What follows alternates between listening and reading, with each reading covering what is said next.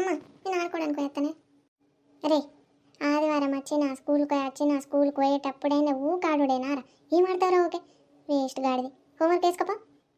Homework మొత్తం చేసినామా నేను? హోంవర్క్ మొత్తం చేస్తే ఏబీసీలు ఒకసారి రాసుకోవాలి, 1 2 ఒకసారి రాసుకోవాలి, అంతేగాని ఇక టైం దొరుకుతూ కాడుడేనారా? నాకు వచ్చమ్మా అన్ని ఏబీసీలు వచ్చు, 1 2 3 అన్నీ వచ్చు నాకు. ఏది చెప్పురా ఇంట నీకేం దాకొచ్చు? A B D E F G H J K LLP S T V W Z. సగం మింగినవు గారా, ఇంకేం వచ్చరా నీకు నీ ముఖానికి ఏబీసీలు? స్కూల్ ఫీజు దండకు కాదురా నీకు గట్టుడు. కాదే అమ్మ నాకు అన్నొచ్చు, అప్పుడప్పుడు మర్చిపోతుంది అంతే. కావాలంటే 1 2 3 చెప్తాడు, మొత్తం వచ్చు నాకు అవి. చెప్పురా బాగా అంటాను వచ్చు అని చెప్పు సరే. 1 2 4 5 6 8 9 10. ఇవి నయమే తీరా, కొన్ని గుర్తుపెట్టుకున్నావు. నాకు అన్నీ వచ్చాయి మమ్మీ, ఏబీసీలు వచ్చు, 1 2 3 వచ్చు, ఏ ఫర్ యాపిల్ వచ్చు, బీ ఫర్ బాల్ వచ్చు, సి ఫర్ క్యాట్ కూడా వచ్చు, నాకు అన్నీ వచ్చు.